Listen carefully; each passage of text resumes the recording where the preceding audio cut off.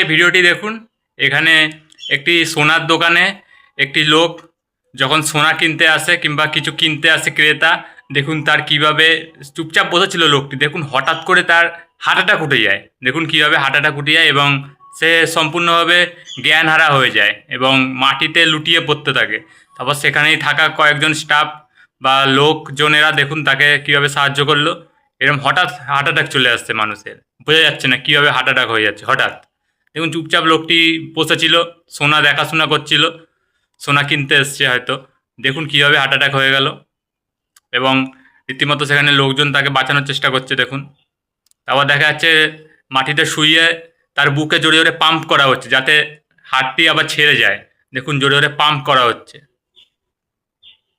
এটি খুব দুঃখজনক ব্যাপার বন্ধুরা। দেখুন অবশেষে অনেকক্ষণ পর দেখুন তার আবার জ্ঞান ফিরে আসে।